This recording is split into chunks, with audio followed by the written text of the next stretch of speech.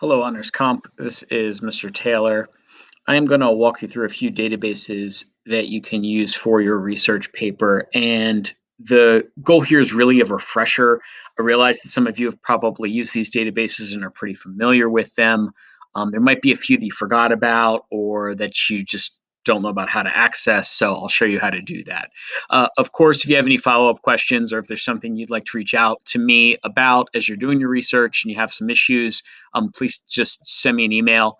And if there's a way I can get an article for you, or if something isn't working quite right, I will try to get that fixed up. So we're gonna head to the home page first, and the library website is down here. And again, as I said, a lot of review. I expect that most of you probably know where the library website is, but um, as far as the databases go, you'll click on the tab that's here, and this page are all the Pen Manor databases. Now, what's interesting about this project is that some of you will be choosing very different topics that follow different disciplines. So I kind of have to cover a lot of databases. I will sort of briefly explore a few and point out to you sort of how to use them, and then there will be some that I'll explicitly say this is good for your topic if you're doing something related to a certain discipline or area. To begin, one of the first databases that really is good for arguments of kind of any type is called opposing viewpoints. It's a Gale database. All the Gale databases essentially look the same, but that does not mean they can contain the same sources. So even though this looks a lot like what you would see on each of them, the articles could be different from all of these. Now, one thing that's nice about Gale opposing viewpoints is the way that it's organized. It's meant for argumentative papers. It's meant for papers that are supposed to explore different sides to topics and try to give you kind of a full context so you can make a compelling argument. One thing too, if you're really stuck for ideas, or if you haven't already chosen your idea, and I'm not quite sure where you are as far as how far you are into that process, but there's a page here that has browse issues, and you can look at some issues and see what it is exactly that people disagree about under some of those different issues. And so, if you go on and just choose factory farming for an example, you get an overview of why this is controversial, and then featured articles that are a lot of them are from the database, but every once in a while it'll take you out to the web too, or something else. They try to link in some other things. So if you can find a topic that has a subject heading like this, where you've got a whole page dedicated to it, you find a lot of articles at once. So Gale in context, that's opposing viewpoints. I'm going to jump back here. The other Gale sources, there's one called Gale High School. That one's pretty good. It's multi-curricular, multidisciplinary. You're going to hear me say that about a bunch of databases, simply because they cover a wide variety. One that you can try is Gale Power Search. I kind of like Gale Power Search because it searches all of our Gale databases at once, but the results are kind of not that great either. So it's like sort of not my favorite actually like search engine, but it's nice that it searches a lot of places at one time. So you could try it, and you might find an article that you wouldn't have found, maybe that was hiding in world history, and you wouldn't have found it another way or something like that. But those are a few options for you as far as those resources go. Now, the next database, JSTOR, is one that is fairly important because at the level that you're writing at right now, you definitely want to at least have a few academic articles. That is, you're looking for something that's you need some journals. That doesn't mean everything you're going to use has to be a journal, but at the same time, these need to be what we call peer-reviewed sources that have kind of gone through the publication process. They've been reviewed by experts in their field, and then they've made their way out into the academic world. JSTOR is a place you can find some of those types of articles. It is certainly not the only place, but it's good as far as the resources that we have. It's one that's pretty expansive. So in order to search it, I highly recommend, almost like I'm telling you, do this, absolutely do this. Use the advanced search. JSTOR is so large that the results can really come from all over the place. So if you don't use the advanced search, which what you can end up with are way too many results that aren't even close to what you're looking for. Narrow it down as much as you can.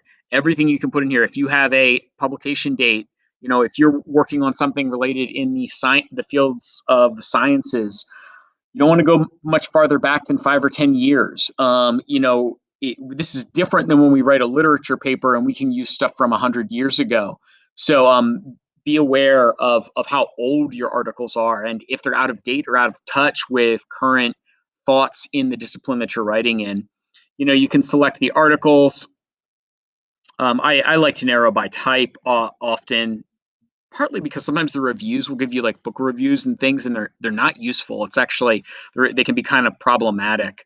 Um, and then this is the big one, maybe the most important one on this page, is to narrow by the discipline that you would like to search in. So, okay, let's do biological sciences, um, ecology. Let's see, developmental and cell biology, and we'll see if there's anything. We'll just use that factory farming as an example again and see what I get. I chose a few different disciplines. I still got way too many results. I need to narrow more. As I said, I could narrow by date.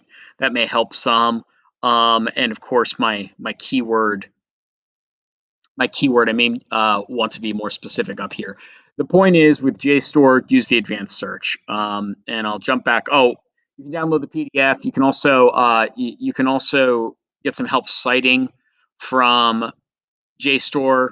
Most of the databases will offer you that, and you can export to Noodle Tools too. And again, I know many of you are familiar with how to export to Noodle Tools from Gale. I expect from your other projects, but if that is something that you're not sure how to do, please let me know. I will. So the next area, so again, we've got these Gale resources, we've got JSTOR, and this newspaper one, that is a history newspaper, not like really for the type of argumentative paper you're going to be writing now. So don't fall into the trap of looking through there. That would be a mistake. Um, SSRN can have some things. It's kind of an interesting. This is like newly published research, but it's a very hit or miss. So it's an option for you to search. But again, journal articles there too, much like JSTOR. One of the best resources, honestly, is Power Library, and it's partly because Power Library's collection, and again, this is like the public library's collection.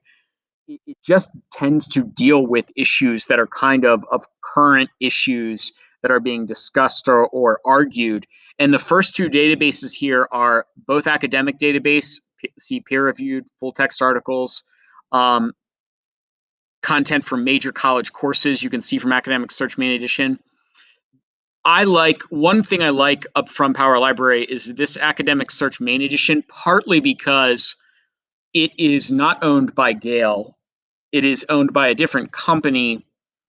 And all that really means is that they have different licensing, which means that you may find different articles. So like, whereas we're searching the Gale databases, we may see certain articles show up in more than once. We may have access to something different over here in Academic Search Main Edition. So I do recommend it. Thing with Academic Search Main Edition is you will sometimes get results where you don't have access to the text. So make sure you click full text. And again, you can narrow by publication date if you're getting too many results or getting things that are way too dated. That can be super helpful. Aside from that, it works very much like the other databases. Just do quick search and you'll see you can download the PDF. You can export the citations. You can directly send that over to Noodle Tools. So there are some options there for you. Now, I'm going to scroll down through here and briefly mention a few other databases, partly because depending on your topic, they could be useful. And one of those, as I scroll down here, okay, so here's Business Insights. Will most of you use this? No, probably not. However, as you can see, they have stats on companies and industries. If you are doing a very business-focused paper, there might be some sources in there for you to use, perhaps. EBSCO ebooks, 16,000 ebooks. It's definitely worth a check to see if there's some ebooks that discuss your topic.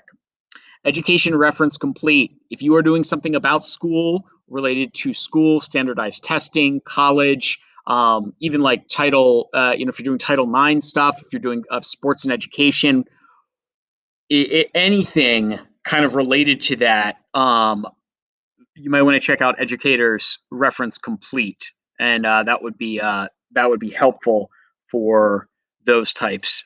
Even things that are tangentially connected to education do tend to come up in that one. Environmental studies, just what it sounds like, but if you're doing something on the environment, they list here. They say energy systems, healthcare, food, climate change, population, economic development. Please check out that database.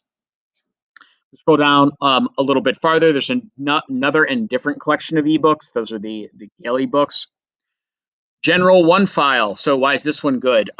This one is actually really good if you are doing something that is so new that there's not a lot as far as its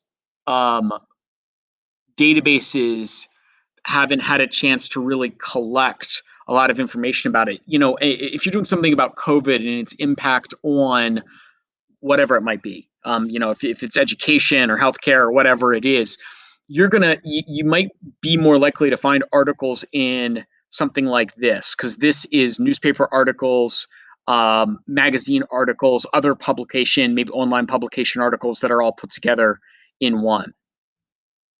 Green file, more nature related, but again, that's just very similar to the environmental studies database we saw up here. Health and wellness, if you're doing something on health and wellness, please check that one out. Scroll down a little bit farther and we have news. This one is a good news source. Again, this will give you access to some newspaper articles and editorials that can from across the country, and they will be more recent as opposed to newspapers.com, which would be much older newspapers. Again, there's the power search again. This is going to only power search everything on Power Library.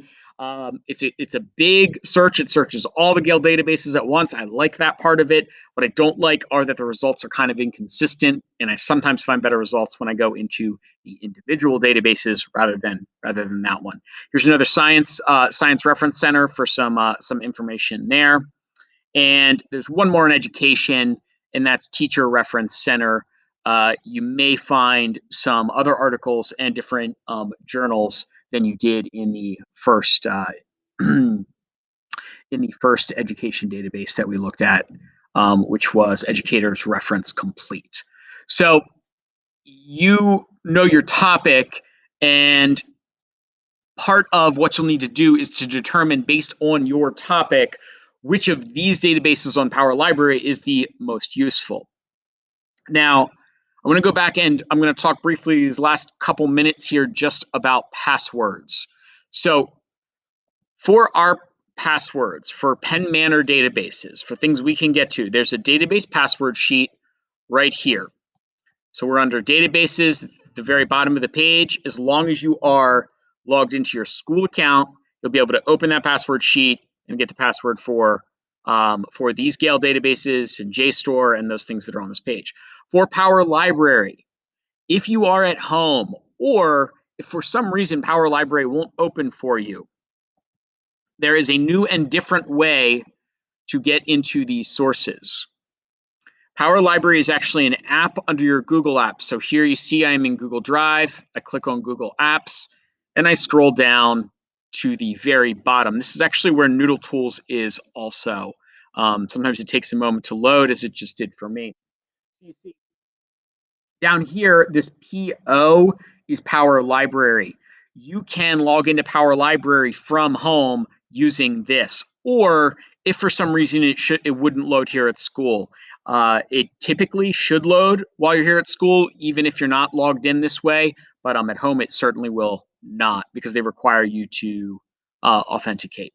So, Power Library, it'll ask you to sign in through your Google account, and then you will be directed to the student resources, enter Power Library, and you'll see the exact same page. It doesn't look any different at all. It's just that you can now open those databases even when you're not on the school internet. So that is home access.